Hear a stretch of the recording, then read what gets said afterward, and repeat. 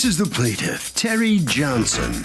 She says the double-crossing defendant owes her commission for an apartment she found her, and she needs the judge's help getting it. The sneaky woman bounced a check on her twice and refuses to pay her as required by law, and she's suing the scoundrel for the $962 she's owed.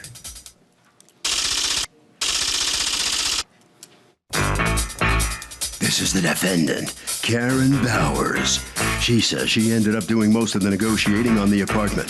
The plaintiff really didn't do a thing, and as far as she's concerned, is owed nothing.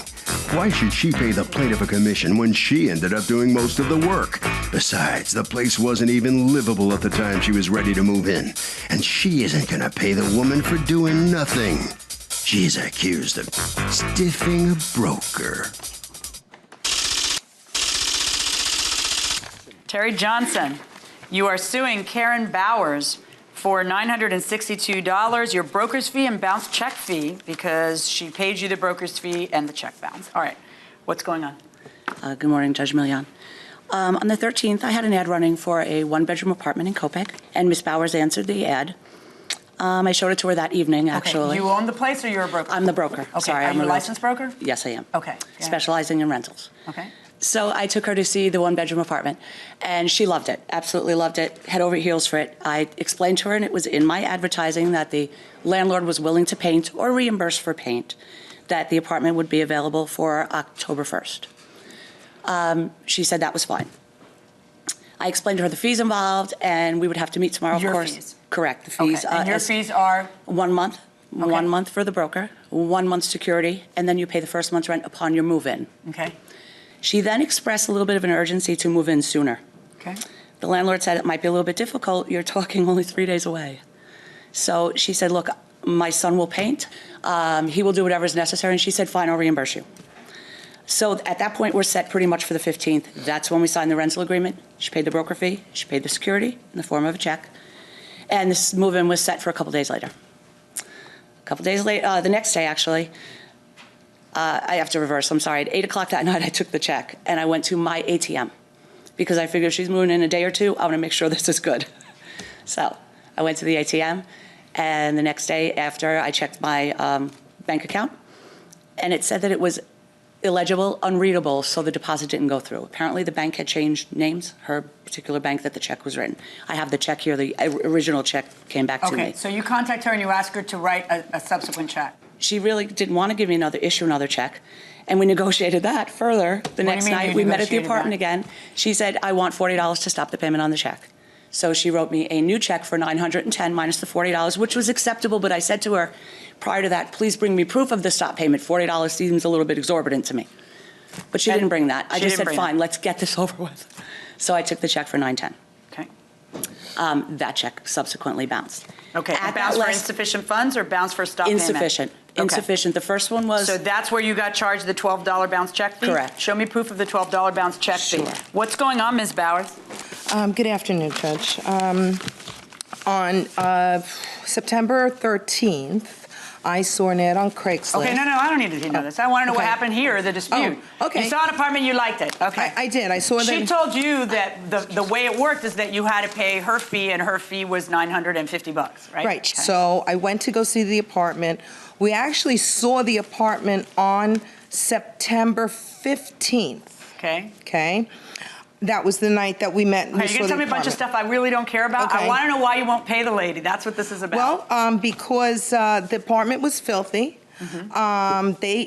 Her and the landlady said that they were going to get people in there to clean it because I needed to move in quickly. I couldn't wait until October 1st. And 2 days later, when I went, and this had happened all around Hurricane Katrina, the apartment was still not clean. And I would call Terry, and I said, the woman, the landlord, is sick with multiple sclerosis, and she answered the door and said, I haven't had time to do anything. Okay. And I called Terry up. Well, then all you have to do is don't rent the place. And then you don't have to pay her, and you don't have to pay the landlord. No, this is after I already signed the lease. So, yeah, the apartment may have been filthy, but does the defendant have to pay the plaintiff's commission? If it's in the contract and they both signed it, obviously, yes. But the plaintiff is saying that the defendant is saying the place was so filthy that the plaintiff should never have shown it. I'm going with what this guy said. What do you think this is when Harry met Sally? Yes, pretty much. What do you think? I agree. Like, you signed the contract. Okay, fair enough. You're saying when you sign the contract, you're on the hook. Going inside the courtroom. Did you end up moving into the apartment? Well, after the Yes or no? 15th, yes. Okay, that's it. We're done. You understand that she is the realtor. She has a contract with you to do one thing: show you an apartment, you take.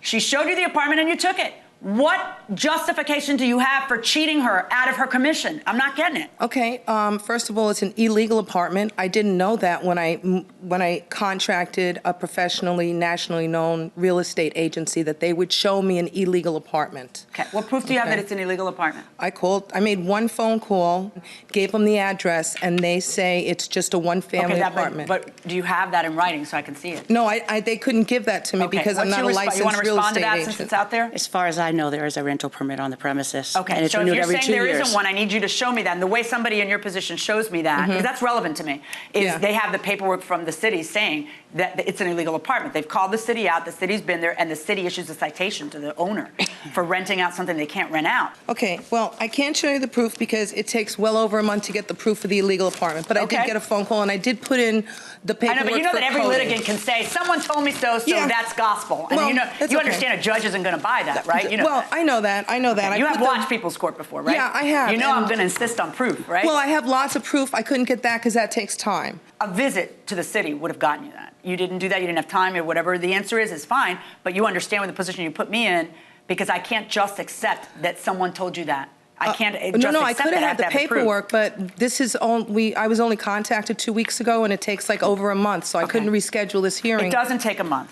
That's what they told me. Lyndon It Hurst doesn't told me. take a month. If you go in there and you go in person, it just doesn't take a month. It doesn't. Okay? Now, I want to see proof that it cost $40 to stop payment on that check, because if that's the case, and that was her bank's blunder or her blunder by putting it in an ATM, then you shouldn't have to pay that part again. Well, I think I crossed it off. Overdraft fee. There it is, 35. It's Overdraft actually fee. That was the bounce check fee. That's how they call it. I don't have overdraft. Now, an on overdraft my- fee is because you write too many checks and bounce checks, which we know you already do. Well, it says a service fee or something in there. It was $35, not 40.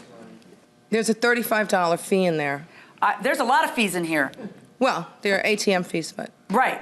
there's a service fee in there, and then That's there's... a fee for the overdraft for the Visa above it. Okay, we're done. $962, verdict for the plaintiff. Okay? Thank you, Judge Millian. Okay.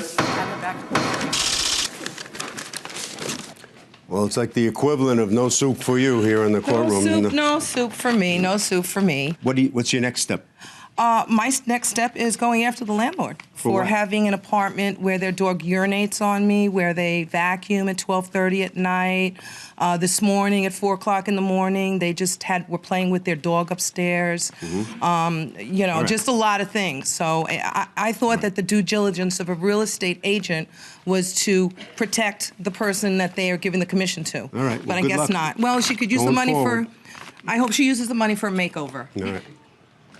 All right, step on in here. Very nice. Hi. What's your feeling here? Was the makeover comment about me or the apartment? I have a broker that trained me very well. I'm very careful with paperwork.